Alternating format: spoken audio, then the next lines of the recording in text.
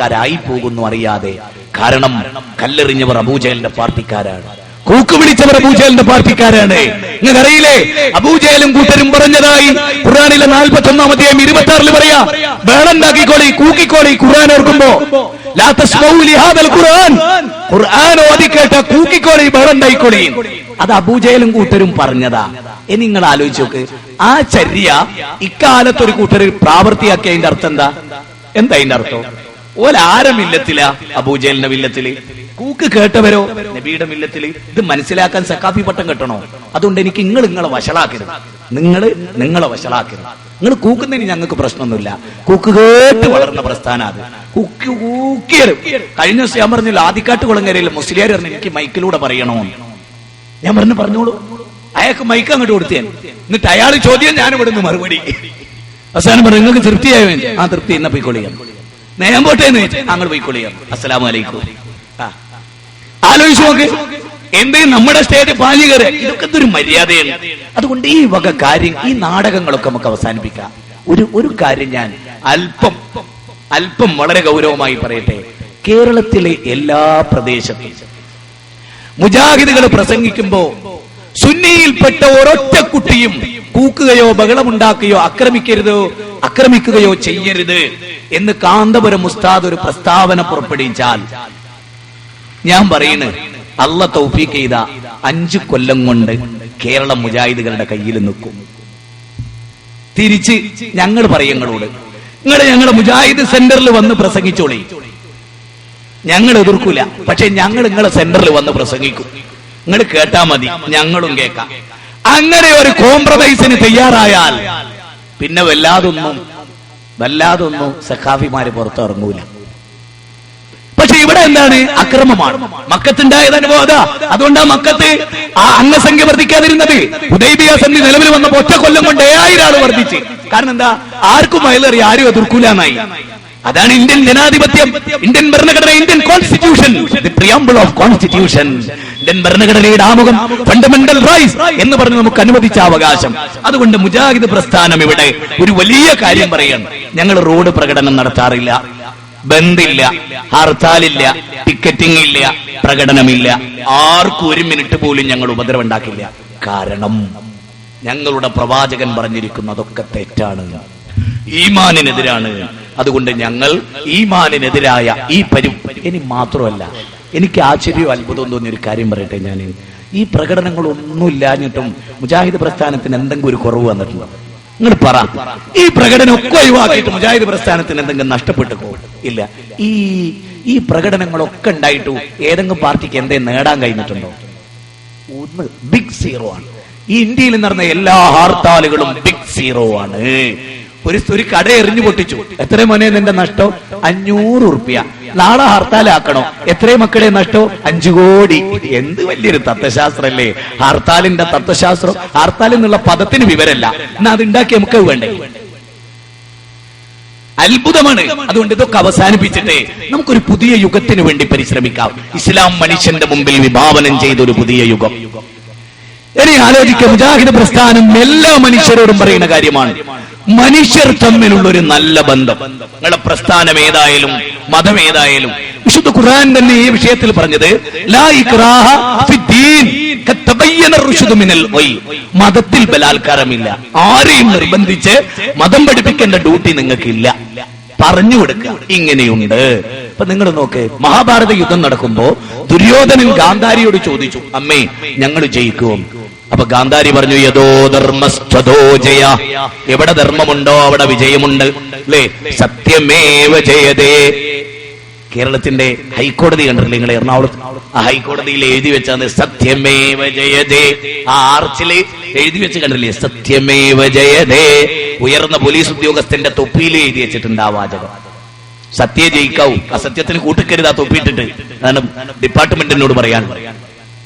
അപ്പൊ സത്യത്തിന് വേണ്ടി നിലകൊള്ളുന്ന പ്രസ്ഥാനമുണ്ടാകണം.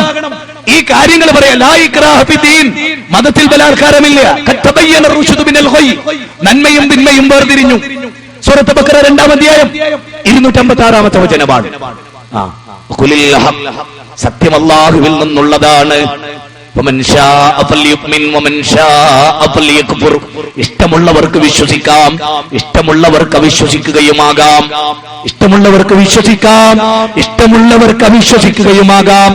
18-ാം അധ്യായത്തിന്റെ 29-ാമത്തെ വചനമാണ് ഇന്നാ ഹദൈനാഹു സബീല ഇമ്മാ ശാകിറൻ വ ഇമ്മാ കഫൂറാ. പൊന്തി നിൽക്കുന്ന രണ്ട് മാർഗങ്ങൾ, ഒന്ന് തൗഹീദിന്റേതാണ്, മറ്റൊന്ന് ശിർക്കിന്റേതാണ്. ഒന്ന് ഏകത്വത്തിന്റേതാണ്, മറ്റൊന്ന് ബഹുത്വത്തിന്റേതാണ്. ഒന്ന് ധർമ്മമാണ്, ഒന്ന് അധർമ്മമാണ്. ഒന്ന് നീതിയാണ്, ഒന്ന് അനീതിയാണ്. ഒന്ന് ന്യായമാണ്, ഒന്ന് അന്യായമാണ്. അതുകൊണ്ട് സത്യത്തിന്റെ പാത സ്വീകരിച്ചോ മനുഷ്യരെ എന്ന് ഖുർആൻ മനുഷ്യനോട് 76-ാം അധ്യായം 3-ാമത്തെ സൂക്തത്തിലൂടെ പറയുകയാണ്. ഇനി ഒരു ചരിത്രത്തിലെ സംഭവം പറയാം. സുഹൈൽ ഇബ്നു അംർ. ഈ സുഹൈൽ ഇബ്നു അംർ പ്രവാചകനെതിരെ, തൗഹീദിനെതിരെ ശക്തമായി ശിർക്ക് പ്രബോധനം ചെയ്ത ഒരാളായിരുന്നു. സുഹൈൽ ഇബ്നു അംർ ശക്തമായി ശിർക്കിനെ അനുകൂലിച്ചുകൊണ്ടും തൗഹീദിനെ എതിർത്തുകൊണ്ടും പ്രസംഗിച്ച ആളായിരുന്നു സുഹൈൽ ഇബ്നു അംർ. ബദർ യുദ്ധത്തിൽ സുഹൈൽ ഇബ്നു അംറിനെ പിടിക്കപ്പെട്ടു. ബദർ യുദ്ധത്തില് സുഹൈൽ ഇബ്നു അംറിനെ പിടിക്കപ്പെട്ടു. അപ്പൊ ഉമർ ഇബ്നു ഖത്താബ് റളിയല്ലാഹു അൻഹു, നമ്മുടെ ഇന്നത്തെ പുതിയ തലമുറയിലെ യുവാക്കളുടെ ഒരു ശൈലി ഉണ്ടല്ലോ, എന്തായാലും ആ തല്ലും കുത്തും ചവിട്ടും. അപ്പൊ ഉമർ ഇബ്നു ഖത്താബ് റളിയല്ലാഹു അൻഹു തോന്നി ഇവന്റെ പല്ലടിച്ച് കൊഴിച്ചു കളണമെന്ന്. അപ്പൊ ഉമർ ഇബ്നു ഖത്താബ് റളിയല്ലാഹു അൻഹു നബീനോട് പറയാ, ആ സുഹൈൽ ഇബ്നു അംറിനെ എനിക്കൊന്ന് വിട്ടു തന്നാ അവന്റെ പല്ല് ഞാൻ കൊഴിച്ചു തരാം. എങ്ങനെയാ പ്രയോഗം? അവന്റെ പല്ല് ഞാൻ കുഴിച്ചു തരാം. എന്നിട്ട് ഉമർ ഇബ്നു ഖത്താബ് റളിയല്ലാഹു അൻഹു പറയാണ്, ഇവനാണല്ലോ നമ്മൾ എവിടെ തൗഹീദ് പറഞ്ഞാൽ അപ്പ ശിർക്ക് പറയുന്നത് അല്ലേ? നമ്മുടെ പിലാത്തറ തൗഹീദ് പറഞ്ഞ അപ്പ ശിർക്ക് പറയും, നമ്മുടെ എറണാകുളത്ത് തൗഹീദ് പറഞ്ഞ അപ്പ ശിർക്ക് പറയും. അപ്പോ മഹാനായ റസൂൽ എന്ന് പറയാ, പാടില്ല ഉമറേ, ഉമറേ നമുക്കത് പാടില്ല ഉമറേ. എന്നിട്ട് പറഞ്ഞിട്ട് റസൂൽ പറയാണ്, ഉമറേ ഒരു കാലം വരും, ഈ സുഹൈൽ ഇബ്നു അംർ നിന്നെ സന്തോഷിപ്പിക്കുന്ന ഒരു കാലം വരും. സുഹൈൽ ഇബ്നു അംറിന്റെ പ്രസംഗം നിനക്ക് ആനന്ദം നൽകുന്ന ഒരു ദിവസം വരും. മാത്രവുമല്ല ഉമറേ, അല്ലാഹ് ഒരു മനുഷ്യനെ സൃഷ്ടിച്ചിട്ട് ആ മനുഷ്യന്റെ അംഗങ്ങളിൽ ഛേദം വരുത്താൻ പാടില്ല ഉമറേ. ഒരാളുടെ ശരീരത്തിന്റെ കയ്യോ കാലോ അല്ലെങ്കിൽ അയാളുടെ കണ്ണോ മൂക്കോ അത് പറിച്ചെടുക്കാൻ നമുക്ക് അവകാശമില്ല ഉമറേ. അതൊരു നബിയാണ് ചെയ്യുന്നതെങ്കിലും ആ നബി പരലോകത്ത് ചോദ്യം ചെയ്യപ്പെടും ഉമറേ. അതുകൊണ്ട് ഇസ്ലാമിനെതിരെ പ്രസംഗിക്കുന്നത് സൽമാൻ റുഷ്ദി ആണെങ്കിലും, അതുപോലെ ലജ്ജെയ്തിയ ഏതെങ്കിലും തസ്ലീമാനുസരിനാണെങ്കിലും, ജോസഫ് ഇടമറുകാണെങ്കിലും, ഹമീദ് ചേന്നമംഗല്ലൂരാണെങ്കിലും, അതുപോലെ ഏത് മനുഷ്യനാണെങ്കിലും അവർക്ക് പ്രസംഗിക്കാനുള്ള അവകാശം കൊടുക്കണം എന്ന് നബി സല്ലല്ലാഹു അലൈഹി വസല്ലമ. പിന്നെ ഈ സുഹൈൽ ഇബ്നു അംർ ഇസ്ലാമിന്റെ ആളായി തീർന്നു. അതുകൊണ്ട് നമുക്ക് പറയാം സുഹൈൽ ഇബ്നു അംർ റളിയല്ലാഹു അൻഹു എന്ന് നമുക്ക് പറയാം. അപ്പോ സ്വാതന്ത്ര്യമാണ് ഇവിടെയൊക്കെ. ഈ സ്വാതന്ത്ര്യം എല്ലാവർക്കും ഉണ്ട്.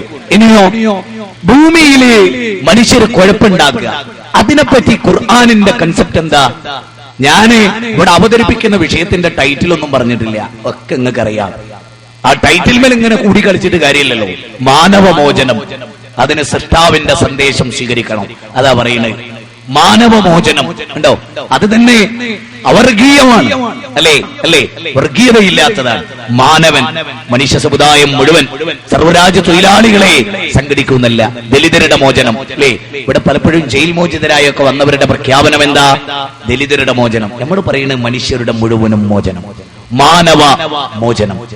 മാനവമോചനം, ആ മാനവമോചനം അതിന് സൃഷ്ടാവിന്റെ സന്ദേശം സ്വീകരിക്കണം എന്നുള്ളതാണ് നമ്മുടെ പ്രമേയം. അപ്പോ അള്ളാഹു മനുഷ്യരോട് ആവശ്യപ്പെടണം, ഭൂമിയിൽ നിങ്ങൾ കുഴപ്പമുണ്ടാക്കണം. നല്ല 1-2 വചനങ്ങൾ പറഞ്ഞുതരാണ്. വിശുദ്ധ ഖുർആൻ പറയാണ്, ആർക്കുള്ളതാണ് യഥാർത്ഥത്തിൽ സ്വർഗം? ആർക്കുള്ളതാ? മുസ്ലിങ്ങളെ സ്വർഗം നഷ്ടപ്പെടുത്തുന്ന ഒരു പ്രവൃത്തിയും ഒരു മുസ്ലിമിന്റെ, അത് മുജാഹിദ് 2 ഗ്രൂപ്പായാലും സുന്നി 2 ഗ്രൂപ്പായാലും ആരായാലും, ഞാൻ തീർത്തു പറയാണ്, ആഖിറമാണ് പ്രധാനം.